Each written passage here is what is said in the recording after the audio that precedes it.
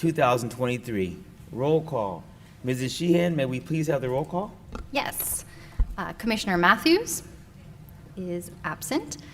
Commissioner Paul, Here. Commissioner Greavy, Present. Commissioner Warblin, Present. Commissioner Evans, Present. Commissioner Cruzen, Present. and Chairperson Childs. Present. Pledge of Allegiance. I'm going to call Commissioner Cruzen. Would you please lead us in the Pledge of Allegiance? Yes. I pledge allegiance to the To the flag of the United States of America and to the republic for which it stands, one nation, under God, indivisible, with liberty and justice for all.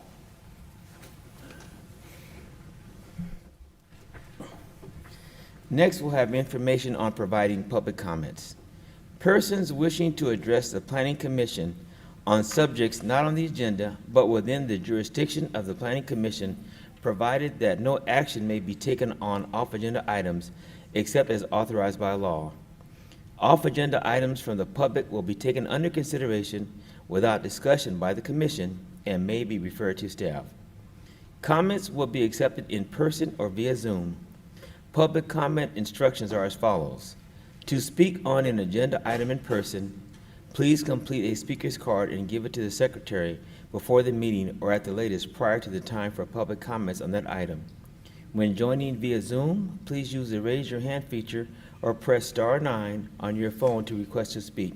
You will be called on by name and will have 3 minutes to speak. Item number 4, approval of agenda. Next is the approval of the agenda. Okay. Are there any comments? No, I don't have any comments, and I don't believe there are any speakers on Zoom. Okay. So now we'll have the approval of the agenda. Are there any changes to the agenda? So there's not necessarily changes, but there is an issue with item A, and I'll go into it when we get there, but essentially the title was incorrect on your agenda. I'm not sure if you guys noticed, but when you would click on the link, it actually bring you to a very different topic than what was itemized on the agenda. So not necessarily changed, but I'll elaborate a little more when we hit item A. Okay. Do I have a motion to approve the agenda? I motion to approve the agenda. Is there a second? I second. It has been moved and seconded to approve the agenda as submitted. All in favor?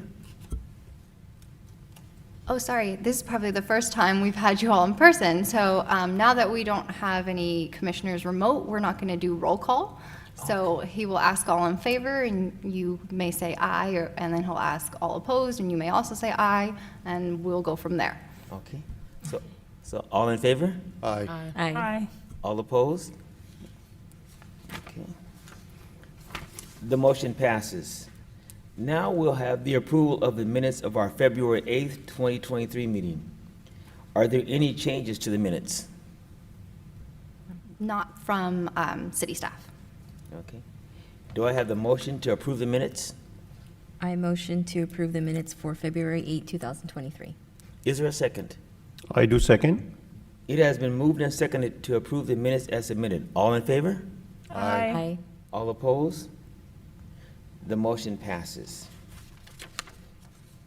Now to public comments. This is the time for the public to speak on items not on the agenda, but within the jurisdiction of the Planning Commission. I will now open the public comment period. That's my apologies, I did that backwards, so go ahead. Okay. So I've opened the public comment section. Do I have any speaker cards for public comment? No, we do not, and I apologize. I made you ask me that earlier. Now is the public comment period, but I do not have any cards, and I don't see any speakers on Zoom. Okay. So I will now close the public comment period. Now we'll move on to scheduled matters. The next item on the agenda is scheduled matters. For each itemized item, there will be a presentation by city staff.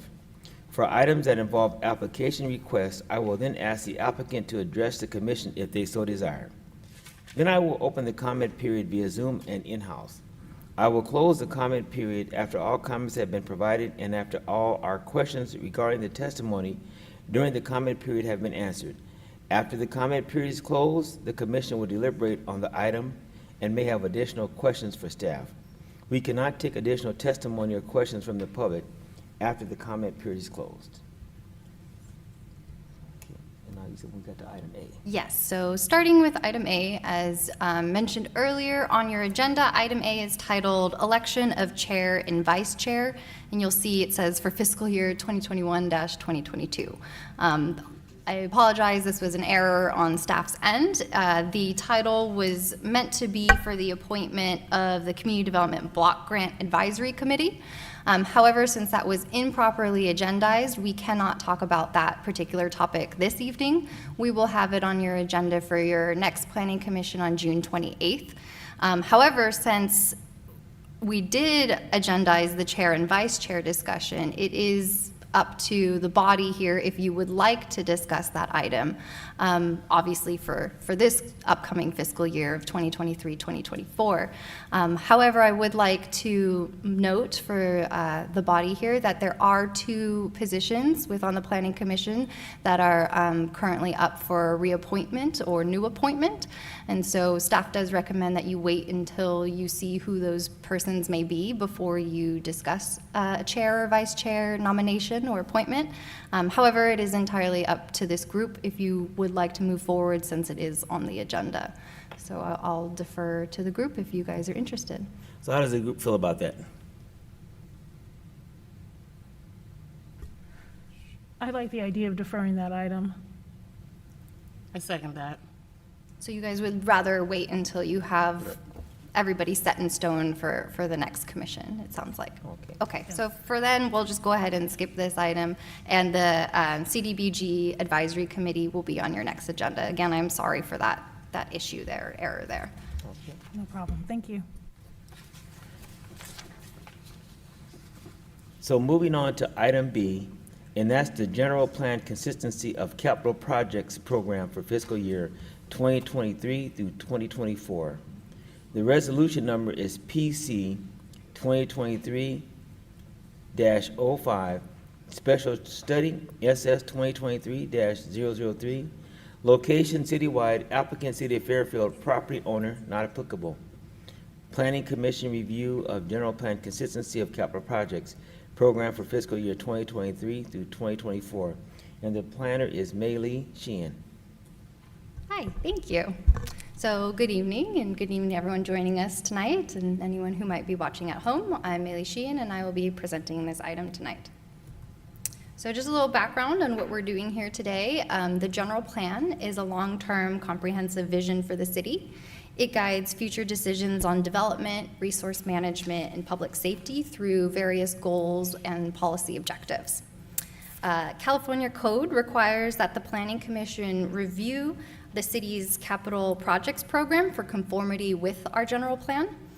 This review is required on an annual basis for all projects within our capital projects program in the planning, initiation, and construction activity phase for each fiscal year. So for the fiscal year 2023-2024, we have 114 capital projects. That's not to say all of them will be completed in that year. It's just they're either in that planning, initiation, or construction phase. All of these projects are consistent with our general plan in various different elements depending on the project. So they consist with our public facilities and services element, our circulation element, the economic development element, the Heart of Fairfield specific plan, which is sort of an extension of our general plan, the urban design element, the land use element, and the health and safety element. So if you looked at the report and you're seeing there's 114 projects, I don't necessarily want to go through every single 114 projects here with you, although if you have any questions, I'm more than happy to answer them. We also have public works staff who's going to be much more intimate with the projects than I am. For the slides here, I have a collection of projects that I've highlighted and just kind of break down each element for you all. So starting with the public facilities and services element, the projects that are consistent with this element include public infrastructure improvements, such as water infrastructure or stormwater control infrastructure, sewer improvements. It also includes improvements to public facilities, whether that's a building or a physical campus, a site for a public facility. as well as different technology, software additions that help us run the city, and equipment, so vehicle equipment, et cetera. A couple of projects I have on the list here include water projects, so transmission valve replacement and rehab, the Peabody water system transfer, so there's a lot of water out in the Northeast that operates on SID, so this is switching it over to city water, SID being Solano Irrigation District. There are 2 projects on here related to the big storms we had earlier in the year. So those are repair projects for the Lopes Road and South Cordelia transmission line. We also have a big sewer project replacing sewer systems in West Texas Street. We are looking to electrify our courtyard fleet of vehicles, so getting EV vehicles. There are some modernizations needed for the central utility plant, which is essentially the main power source for this campus, City Hall, the Adult Rec Center, our community resource building, the chambers. And then we also have 2 new fire stations in the works as well. So Fire Station 36, which is off of Business Center Drive, and Fire Station 39, which is off of Peabody. And of course, there's like maybe 50, 60, 70 more projects that fall under this category. Moving into the circulation element, these projects and programs are related to street and pavement repairs throughout the city, progressing the city's electric vehicle infrastructure, so charging stations on public properties, parking lot repairs for our train stations and other publicly owned properties, bicycle and pedestrian improvements throughout the city, intersection improvements related to traffic signals, crossings, et cetera. And then also what we call a road diet, if you will, for West Texas. So that kind of covers a couple of the things here. I'll highlight a couple of them as well. We are looking to make ADA improvements for several of our public facilities, making sure that we are accessible to all. There are several bus stop improvements in the works, so new shelters, new signage, et cetera.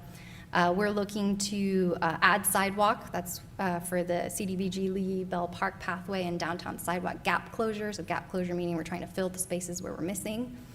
So there are safe routes to school projects in the works. The Vanden Cannon Road all-way stop is an interim improvement because at full build-out, you're going to have full traffic lights and everything at that intersection. But for now, from a safety perspective and a circulation perspective, we're looking to make interim improvements there. And the West Texas, as I mentioned, road diet, or also known as complete streets, is we're looking to take West Texas Street, bring it down to 1 lane in each direction, designated bike lanes, and wider sidewalks.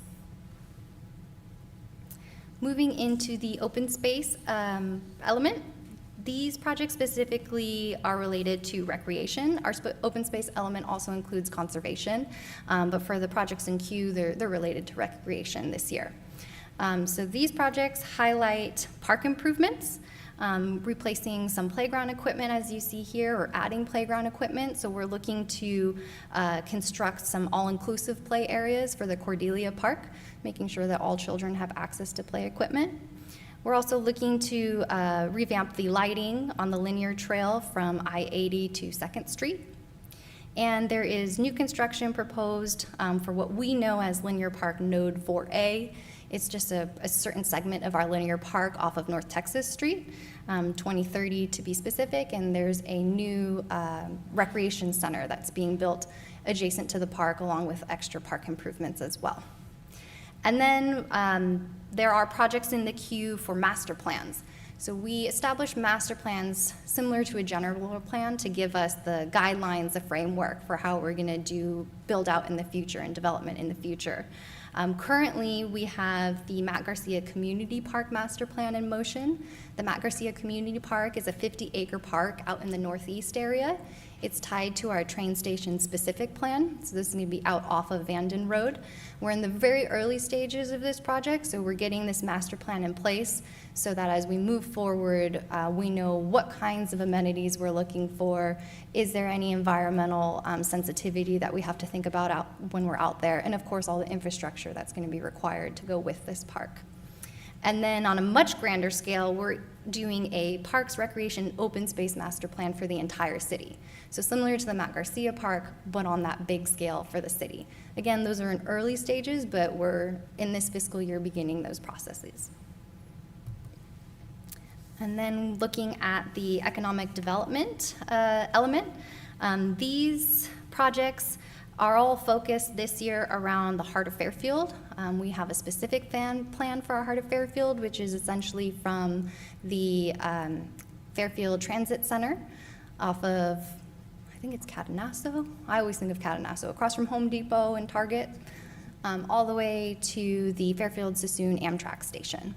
So that's the area that Heart of Fairfield covers. And the projects that we have queued up include the demolition of the Bank of America site and some other buildings located in downtown. So the city has actually acquired these properties. It's a block. It's the 4 addresses listed on West Texas. And so Texas, excuse me. What we're looking to do is demo all of those buildings, and once we have a clean and vacant site, we're gonna send out a request for proposal for developers to potentially purchase the land and build mixed-use development that is consistent with our Heart of Fairfield plan. So this project is in queue right now. And then we also have our Heart of Fairfield downtown revitalization. Sometimes you might hear staff referring to it as streetscapes. We're looking to improve the street frontage in our downtown, so that includes the pedestrian realm, which is essentially your sidewalk, the walking space that we utilize when we're downtown. And then we're also establishing what's known as an amenity zone. So we're looking to add outdoor seating, benches, new landscaping, et cetera. So that's phase 1. Our city council has been coordinating with us and our public works department to narrow in what that design is going to be. It'll probably be resurfacing in meetings in the near future. And then lastly, we have the PG&E substation relocation feasibility study. A bit of a mouthful there. There is an existing distribution substation on Broadway Street. It's owned by PG&E, and it supplies power to Fairfield, Sassoon, and some surrounding areas.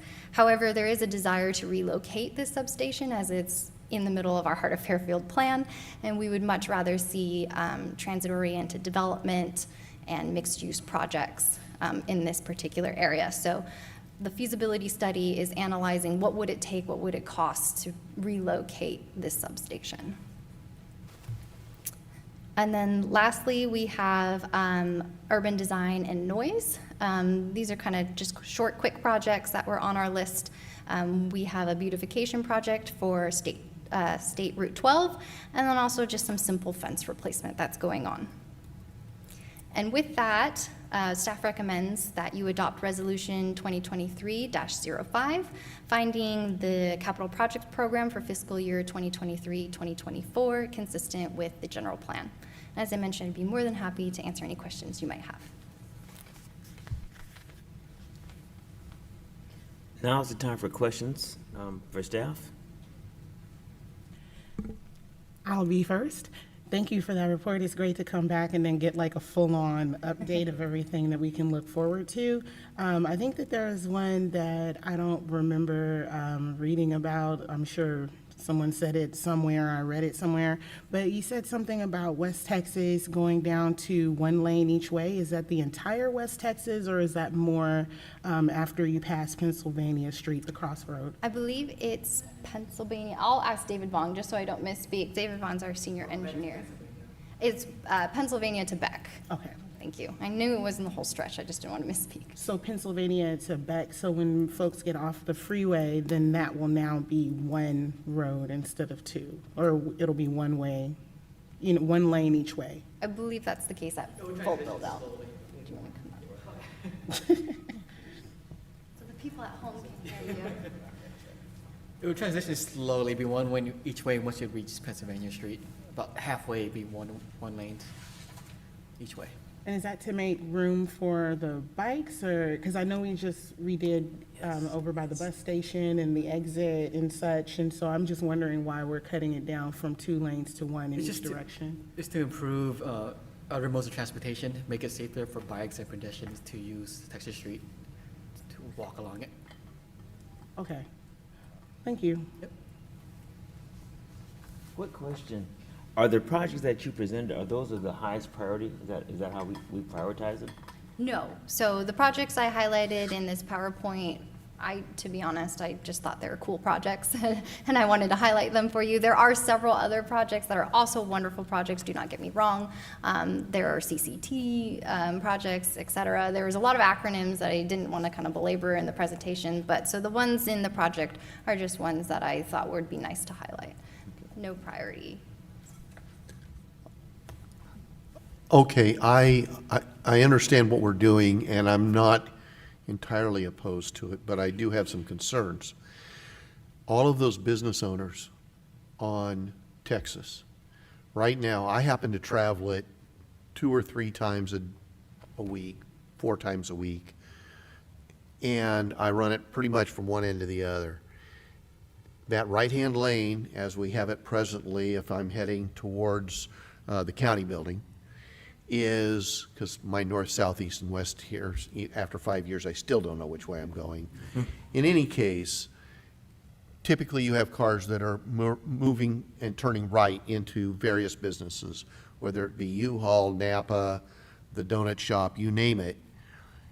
If we turn that down, if we take that down to one lane, both directions, it's going to really impact the traffic flow. How are we going to address that? The point is probably, it is to improve safety, slow down traffic.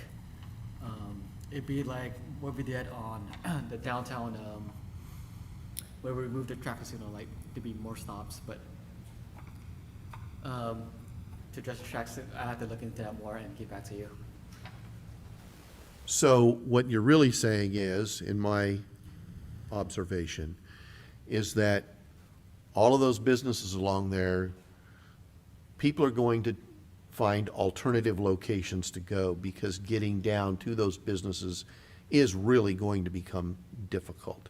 Whether it's a restaurant or a parts house, you're really going to heavily impact the traffic on that road, and people will find other places to go to shop. That's my concern. So if I may, sorry to interrupt you. Part of this Complete Streets project is part of our Heart of Fairfield specific plan.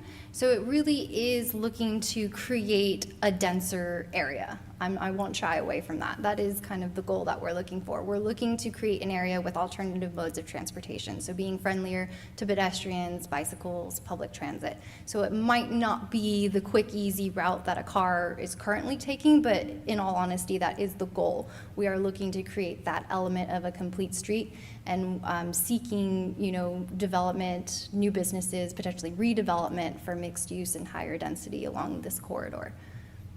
I understand that.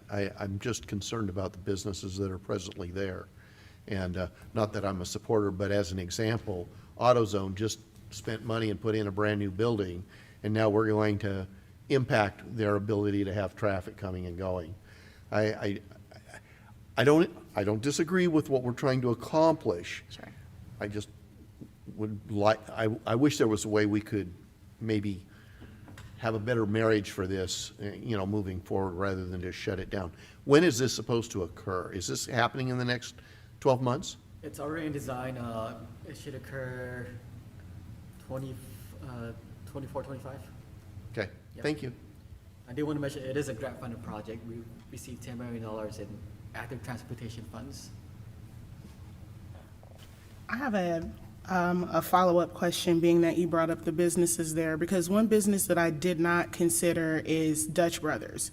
So for those of you who are familiar with the West Texas area, the Dutch Brothers line a lot of times runs out of the parking lot and into what essentially is the lane that's closest to the sidewalk. I don't know if that would be lane 1 or 2. So if we're talking about cutting that lane down to 1, then how would that work with, in particular, Dutch Brothers traffic? Yeah, so I don't know if you recall, maybe a year or so ago, we brought a new Dutch Brothers to this commission on Travis. And while working on that project, we've created good relationships with Dutch Brothers and established traffic management plans. So my hope would be that we continue working with Dutch Brothers so that they implement these same traffic management plans at this current location. They actually have two lanes, two drive lanes or drive-through lanes, but nobody seems to be aware of the backside one. So like I mentioned, when we were working on the Travis project, we're working with that particular owner to have staffing and have people direct the traffic properly. So we would be seeking to do something similar at this location. Ultimately, if it does become an issue, you know, our police department, our traffic division would have to be out there to help facilitate to make sure it's a safe path for cars. But I apologize because that was one meeting in particular that I could not make it to because we were discussing a new Dutch Brothers location, which was closer to, I think it was off North Texas. It was closer to the CHP, and that was the one that I couldn't be at. So are they looking at relocating to that area? No. So we're just looking at, so right now we don't have, because I have been there when the traffic was backed up. And so now I know that they're mitigating that with like more signage in the actual parking lot. Right. But it still backs up to the street. So conceivably, if we don't have a plan for how that flows, it could possibly kind of block the whole lane. Yeah, no, it'll take some time for the businesses out there, obviously, to adjust to the new infrastructure. And I'm sure there will be a lot of calls and coordinations with our police and traffic division. Okay, thank you. I have a question. So by adopting this resolution, will we have the opportunity to discuss some of the projects highlighted, or it's, once we approve it, everything's set in motion? So for this resolution tonight, you're not necessarily taking action on any of the projects queued. All of these projects are already queued and in motion through our Public Works Department. The resolution tonight is just to find that they are all consistent with our general plan. So if you feel that any of these projects may not be consistent with the elements that we have lifted, we can discuss that further. But for tonight, the action is simply to see this list and agree or not agree that they're consistent with our general plan. Okay, thank you. Any other commissioner comments? I have a question about the parks.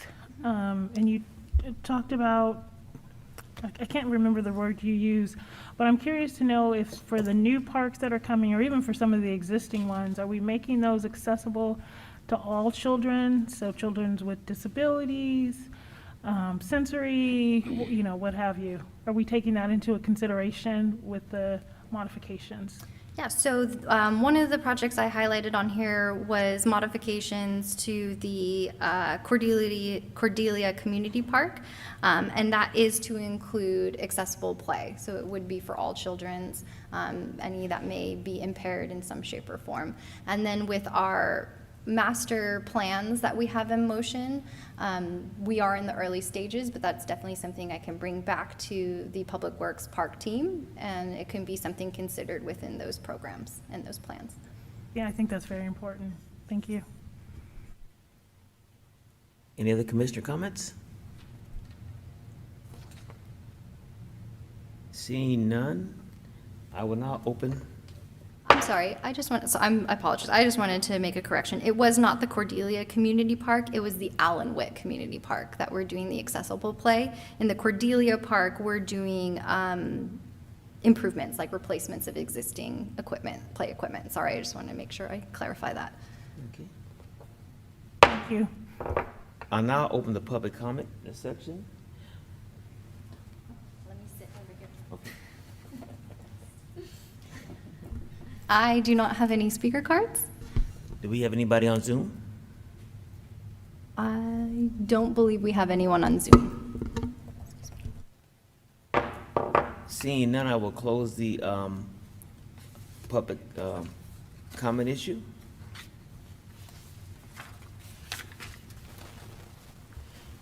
Do I have a motion to approve item B, resolution PC 2023-05? I make a motion to approve resolution number PC 2023-05. All in favor? Aye. I'm sorry. Went too fast. I need to have a second first. Do I have a second? I second. All in favor? Aye. All opposed?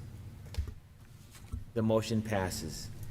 Now we'll go on to item C on the agenda, Valley Strong freestanding freeway-oriented sign, resolution number PC 2023-06.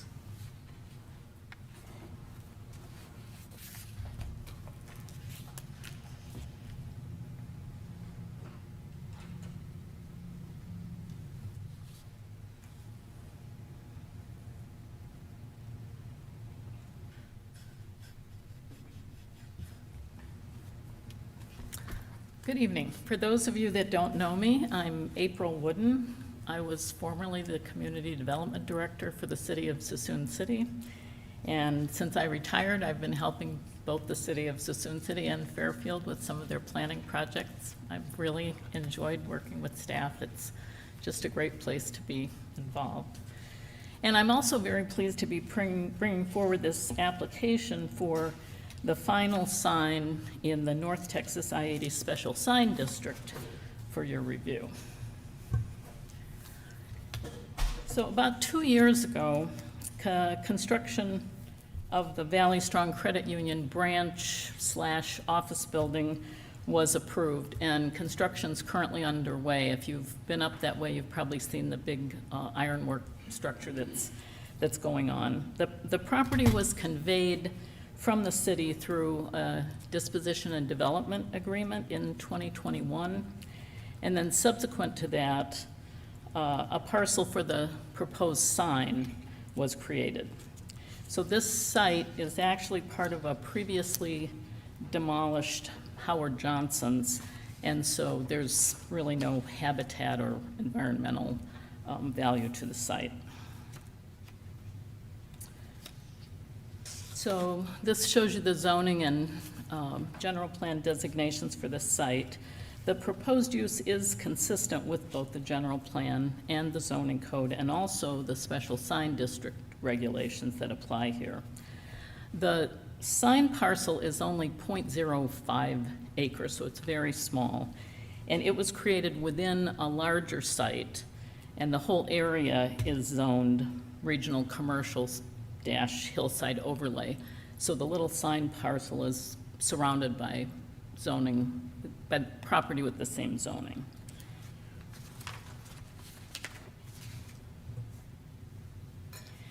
So in 2011, the special sign district for this area was created. And actually, the applicant sign company representative, Brian Schneider, was involved assisting the city in helping to create that special sign district. And also, at that time, I was the Community Development Director in Suisun City, and we liked your ordinance so much that we basically plagiarized it and came up with a special sign district in Suisun City too. So I've been familiar with this concept for a long time. So the special sign district, it allows the creation of 3 signs, each in one of 3 sub-areas. So the signs have already been constructed in 2 of those sub-areas. That would be the Paradise Valley sign and the Lowe's sign. And this sign would be the 3rd and final sign allowed within that special sign district. But since the sign is permitted, the role of the Planning Commission tonight is really review of the sign design. The sign itself is allowed. It's your purview to take a look at the design and review that. So with approval of this project, then the city will actually achieve the implementation of this twinkle in the eye of the special sign district that was created, over a decade ago. And so this would be the final piece in the city accomplishing that. So the outside boundaries shows the entire special sign district site. And then you can see the colored areas, yellow, green, and red are the 3 sub-areas. And the project site is there at the, on the property that shows number 3, adjacent to the parcel that has the ARCO, where Nelson Road dead ends, and where the new Valley Strong Credit Union building is being constructed. So this This shows you the two existing signs, the Paradise Valley and the Lowe's sign, and then how the proposed sign design, kind of is compatible with the ones that are already there. And this just gives you a little concept of how it relates to the actual building. The architecture, I think, is extremely high quality, and I think the sign does a good job of integrating with the architectural elements of the building so that it presents kind of a cohesive design for that site. So the sign dimensions are a height of 65 feet 3 inches, and this is less than the permitted 78 feet 6 inches, which the sign district allows. The width is 20 feet, and that's 8 feet less than the 28 feet width that's permitted. The base is 7 feet by 16 feet, and that will be surrounded by 100 square feet of landscaping, basically xeriscape, since there will not be a water supply for that area. The pylon name or header, what shows as Valley Strong up there, is 10 feet by 8 feet, and then the panels below are each 7 feet by 12 feet. So working with staff, the applicant has gone through a number of revisions to this sign and significantly reduced the size of the panels that were originally proposed. In addition to that, they have added some design features that help it be complementary and to harmonize with the other two signs. And in particular, that's the banding that you see between each of the panels and the way that it continues around the side of the sign. That mimics what you've seen in the previous slide for Lowe's and Paradise Valley, and then also the stone material that was chosen for the base of the sign. And so the signs themselves are a flexible face material with LED efficient backlighting. And then, as I mentioned before, there will be 100 square feet of landscape area surrounding the base. And here you can see the conceptual views from Interstate 80. I think that, given it's a freestanding, freeway-oriented sign, I think it integrates pretty well. And I think maybe even more important than that, it shows that it's really achieving one of the city's main goals, which was to minimize sign clutter in that area of the city. And so by having these 3 freestanding, freeway-oriented signs, we've done away with what could potentially have been a lot of signs advertising a lot of businesses there.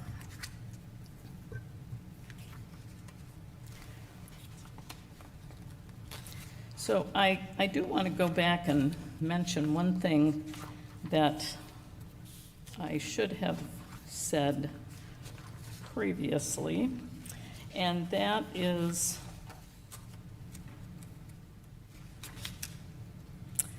that I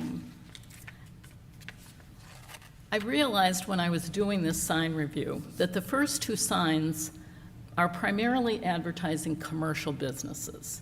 And so the look of those signs is appropriate for their purpose.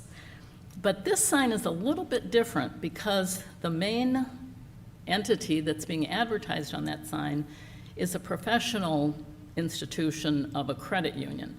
So I think they've done a good job of coming up with a design that's right for a credit union and yet complies with what we had envisioned for these multi-panel signs. Oops, I need to go back. And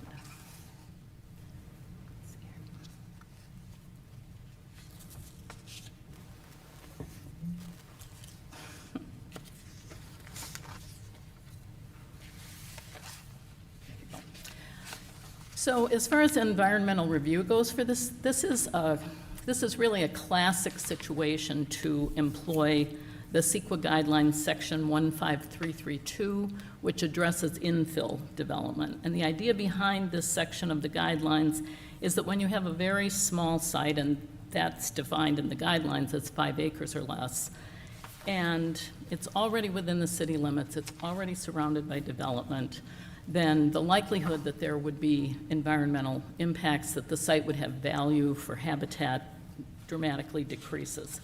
And so it's been determined that this site does not have habitat value and that there are no significant environmental effects. And the site can be served by public services and utilities as necessary. So it meets the criteria for the employment of this section of the CEQA guidelines. And with that, I would ask the commission to consider a favorable recommendation. I have been working diligently with the applicant to revise from their original submittal to something that we feel is extremely consistent with the guidelines, but beyond that is really something that will be a benefit to the community by attracting people to use this facility in the city. There are conditions of approval attached to your staff report, which I'm sure you've reviewed, and I just wanted to highlight a couple of them. One is that we've asked the applicant, when they figure out the exact siting of the sign, then they need to show us what the setbacks would be. Now, the property is surrounded by property that has the same zoning, which is commercial, so that won't be difficult for them, but we do need to pin down the exact site for that 7x12 base. And that would happen before any permits are issued, including grading.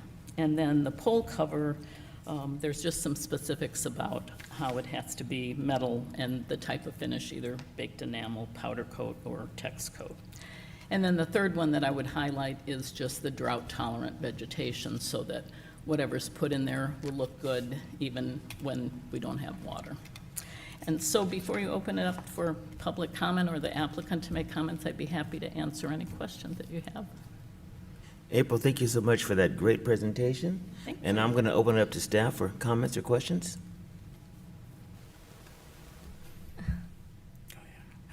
Thank you for that presentation. I couldn't tell from the visuals when I was looking at this on my computer, the bottom two signs, are those digital? I'm sorry, are they? Are they digital? The No. bottom two panes? They looked almost digital when I looked at it. No, they are not digital. Okay. Thank Yeah, you. I believe those, and feel free to correct me if I'm wrong, April, but I believe those bottom two panes in the rendering, it was just to show you that they can be filled, but they would be other businesses in the Yes, that's a good future. question, because from the photo, they look like they could be something like that, but it was really just a placeholder because there's no identified business that would advertise there now. That's a very good point. Thank you, thank you. I have a question for Ms. Sheehan because I'm a little rusty. And if I remember correctly, did we approve like a hotel going in that area? And if so, if that is accurate, how would they be affected by like the final sign? Because I'm not as familiar with the sign ordinance. So this would be the last of that type of sign. So would that affect like, the hotel at all? Sure. So there was an approval on North Texas Street for a new 4-story hotel and a Chipotlane, if you Right. recall. It was a drive-through Chipotle where you order ahead of time. That site is owned and controlled by the city of Fairfield, and we had a purchase and sale agreement or a development and disposition agreement that was in place, and unfortunately, the developer has not met the terms of that agreement. So that project is no longer moving forward at this time. But to answer more of your question of would a sign impact any future development on that property, April had a slide here that showed the 3 sign districts. I don't know if you might be able to pull that back up. I need a refresher myself. I don't believe that property is within the sign district. Let's see here. Oh, actually, I think it is. It looks like it's in the green, number 2. So that particular property could have been served by the existing Lowe's sign. Thank you. Yes. Yeah, I do have a question on the height of the sign. It says 65.3 feet. And what's the max height we do allow on a sign? Are you asking what the other two signs, No, the height? for, No. what's the max height the city allows for Oh, a the freestanding sign? the maximum height that's permitted is 78 feet, 6 Okay, inches. so any sign, because I find this is on a hill. So do we take the sign from the sea level or it's on a hill? So how we measure that height? So the height is measured from grade, the finished grade. So Even from if it's where on the the hill, start then of it's, the base is. if it's on the hill, it's gonna go another 10 feet, 5 feet. Yeah, the way our code measures height, it's always from finished grade. Okay, thank you. I just had a very small question. So I know it's up on a hill. Looking at it, it's site 3 that kind of overlooks on the houses. Did you guys get any feedback or pushback from the Paradise Valley? I don't believe we've received any public comment on this at all. And then my follow-up question is, do you have the ability, how bright is it? Because it is, again, up on a hill, there's houses surrounding it. Do you guys have the capability, if it is deemed bright, to, or is it like the other 2 signs? I think it, and if anything, it will not be as bright because the way that, especially the Valley Center part is the flexible face and it just has the LED shining through what is the logo. So it's not a huge area of brightness coming through that part of the sign. And the other 2 are significantly smaller. They're smaller than what would be permitted. So The bottom boxes? yeah, the lower 2, yeah. Thank you. Any other commissioner questions or comments for April? Actually, that's a great question regarding the brightness of the sign and the community around it. We've got Paradise Valley on the backside, et cetera. Are those signs, if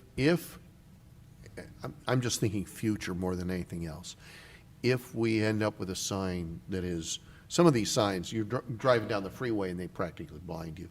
Are they dimmable? Could we have an ordinance in there in the future going forward where if we get too many complaints that it can be dimmed at night or something like this? Is that reasonable? I think I would turn to Melee and ask if the sign code, not just the special sign district, but the actual sign code, does it have parameters for requirements on amount of brightness that's permitted? Off the top of my head, I'm sorry, I can't recall, but perhaps our applicant can speak to it a little bit. If I'm right, I believe freeway signs have certain parameters they actually have to meet in order not to blind drivers. But I don't want to say that definitively. I feel like I've come across it somewhere in my life. And I can definitely look into the sign ordinance and provide that feedback. For tonight, this particular resolution is really focused on the design of this sign. If we wanted to introduce a new ordinance or a future regulation regarding brightness, that is something that we could revisit. Yeah, that's great. I wasn't implying that we needed to do it for this sign tonight at all. I just, for future reference, Sure. you know, that's something that maybe we do need to look at before it becomes a problem. Thank you. Any other commissioner feedback or comments? Okay. Seeing none, I will now open the public hearing section.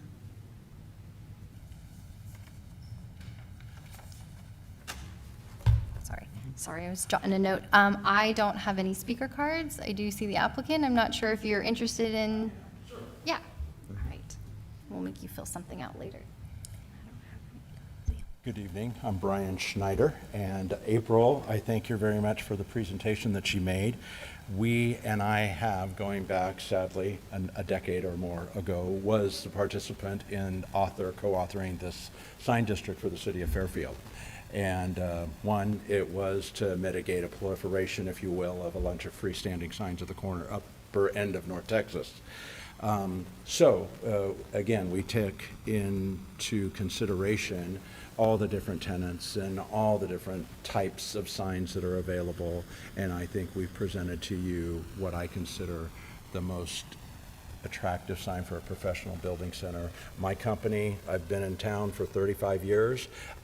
My company built the Paradise Valley sign, and as April indicated, that was more for commercial retail and to give some exposure to then some very difficult times for retailers, and to be able to give them an opportunity to survive and give them some freeway exposure which they would not otherwise be able to have. So to address your question, you can control the illumination, but what we did in this particular case is the Panaflex faces, which are, in the best term for me to describe to folks, are like a drum skin.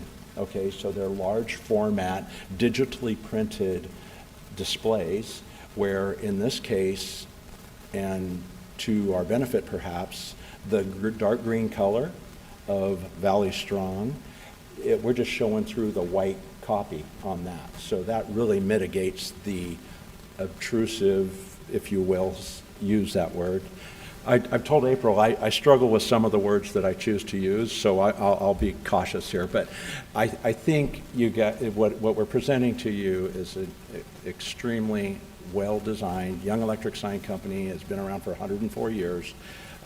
Prior to that, I've designed and worked with staff in years gone by, done Jelly Bellies. I've done a whole host of them. I won't go through my resume of those because some of you might not like them, but this one you should like. And I just want to leave you with that. And the two panels underneath are placeholders for future tenants.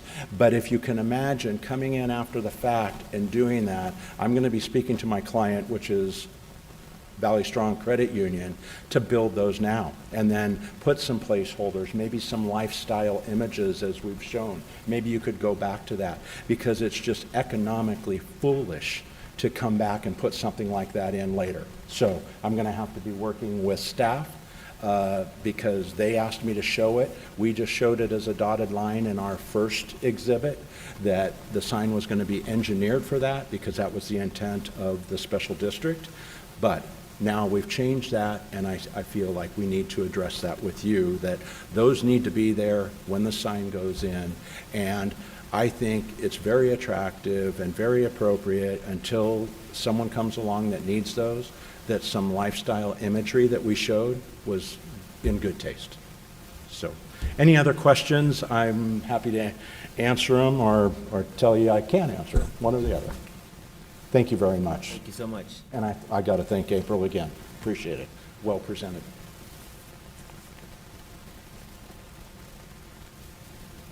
We don't have any speakers on Zoom. I'm checking Zoom, and I don't see any hand raised for additional speakers. I will now close the public hearing and turn it back to the commission for any more deliberations at all. Seeing none, do I have a motion to approve item C, resolution PC 2023-06? I move to adopt Resolution PC 2023-06, which is the approval of SN 2023-009. Do I have a second? I second. All in favor? Aye. All opposed? The motion passes.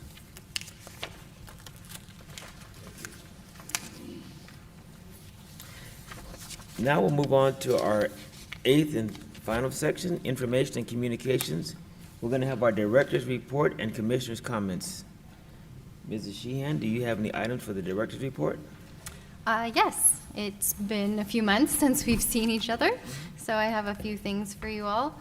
I do want to let you know that we do have items tracking for the next Planning Commission on June 28th. At the moment, we have Green Valley 3, which is an apartment project off of Business Center Drive.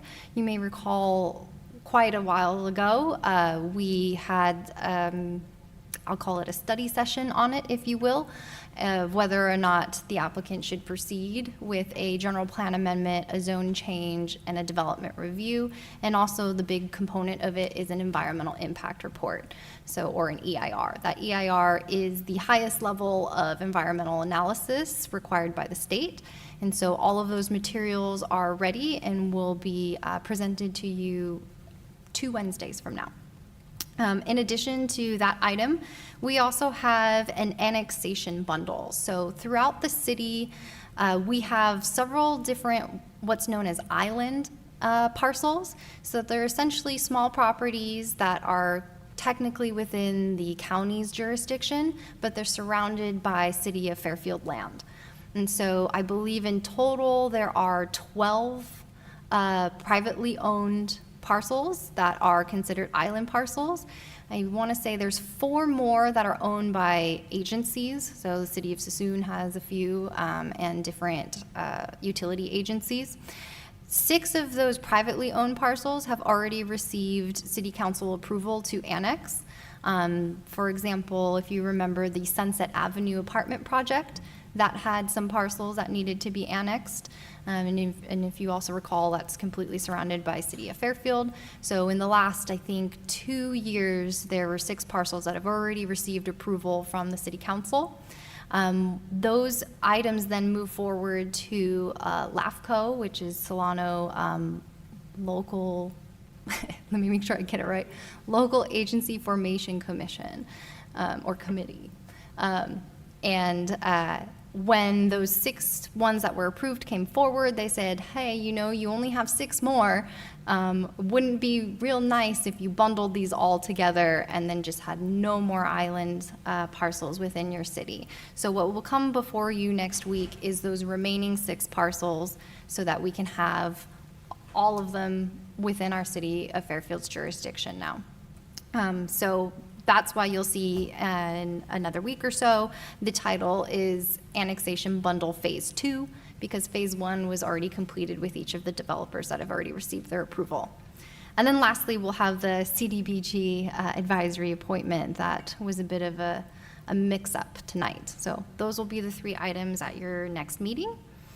I do also want to note that this Saturday, there is a groundbreaking ceremony for the Pacific Flyway Center. It's at 10 a.m., and this is off of Ramsey Road when you get to off of Gold Hill Road. So the Pacific Flyway Center is a very large project that the city processed, I want to say maybe 3 or 4 years ago. It involves lots of environmental marsh improvements. So we're actually coordinating with several different state and federal jurisdictions in order to enhance the marshland out there, and then to establish a learning center for the various migratory birds that fly up and down the Pacific coast. So that is really exciting. The city's excited to be working with the developer to start the groundbreaking. So if any of you are interested in attending, I encourage you to do so, and that's, again, this Saturday at 10 a.m.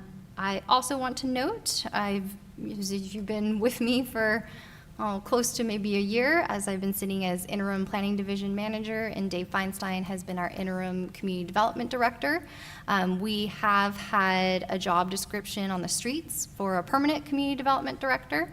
That recruitment just closed. And so I'm hoping in the next few months we'll have more information to share with you. And perhaps Dave and myself will find ourselves back in our old seats. But we'll give you more information as it comes along. And let's see here. Sorry, I have a handful of items. Last night, if anyone was tuned in, our city council had a special study session on some various topics. One that I want to highlight that comes out of the planning division is the general plan update. We've had a handful of discussions with our council regarding land use alternatives. So as we look to update our general plan and seek out the vision for the city for the next 30 years, we're looking out to 2050. We have worked with consultants to prepare various land use alternatives that will guide the direction of our growth, and specifically looking at a lot of our infill. So last night, there was a special focus on the Cordelia, North Cordelia and Sassoon Valley area. At the moment, we got a lot of feedback from council, and so there's more discussion to be had, and before we move on to next steps. Last night was just a study session, so there was no formal action taken, but I believe in the near future, we'll be asking our council to select a land use alternative, and we will be moving forward. So that's another more to come. We got a lot of exciting things, more to come around the corners. Another item I wanted to highlight that was an exciting project for the city is the new BMW dealership. So that project is officially complete. Every inspection has been done. It is doors open, fully operating. If you haven't had a chance to see it, I highly recommend you drive by. It's a beautiful building. So that was just one that we're excited to tout. And then a little more in the distance, we don't necessarily have any scheduled dates for these projects. But as you might imagine, there's been a lull here, but staff has been hard at work.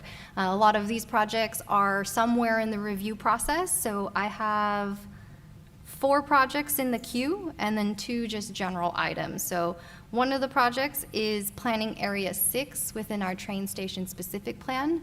This is the industrial area of the train station specific plan.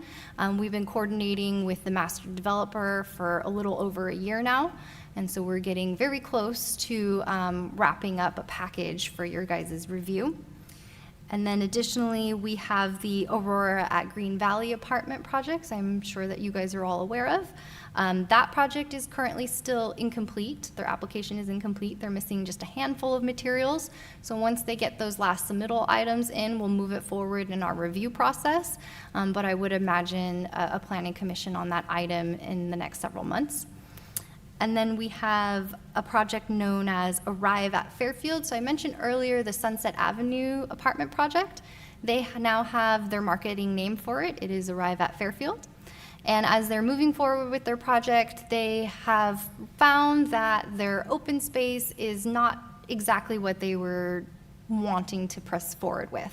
So they're asking for revisions to their open space, and that will be brought before you. Essentially, they're looking to add more private open space by encroaching into some of the landscaping.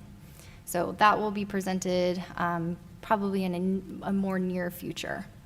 And then lastly, there is a new Starbucks proposed on Oliver Road. So if you, I think it was a Denny's at one point, if you're coming off the freeway, and then it was transformed into a Thai restaurant that unfortunately could not survive the pandemic. So at the moment, we have Starbucks looking at demoing that building and constructing a new facility. And that project is also incomplete at this time. We need several more studies and application materials from them, but I'll keep you posted as that moves forward and becomes a complete application. And then for the 2 items that are not project related, but I do want to highlight, we will be looking to fill 2 positions, either reappointments or new faces for the body. And then once we have that, we will be looking at the chair and vice chair. Again, apologies for the mix-up tonight. And then the last item is a little while back, there was a request for more information on the Fairfield Transit Center and public transportation. We've been coordinating with the manager for the Fairfield Transit Center, and so they are happy to come and give us an overview and description of that project. We've just been waiting for an agenda in which it can fit onto. So that should be arriving shortly with any of those other 4 projects that I mentioned when the time is right. And I think that's a lot of talking, and I believe that is all I have for you tonight, so thank you. Thank you, Maylene. Do any of the commissioners have any information items they want to report?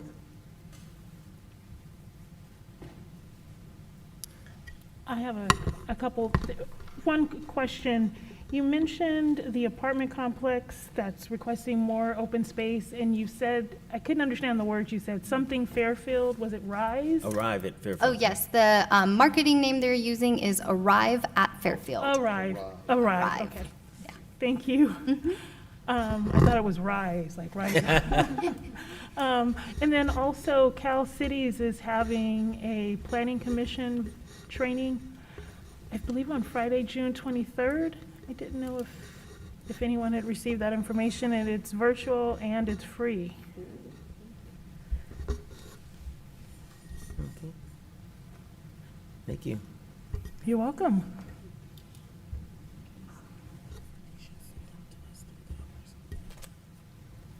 Yeah. Can you? Any other commissioners? If it's possible, that virtual training, can someone from the office send that out to all of us? Because I'd like to attend.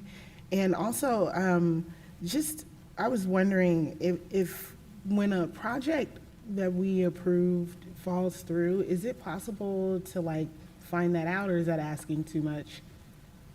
Oh, no, we can share that. It doesn't happen often, so Okay. I don't think that's a hard ask. Okay. Okay. Anything else? We are now adjourned.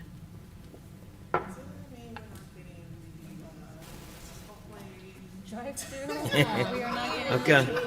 Maybe later.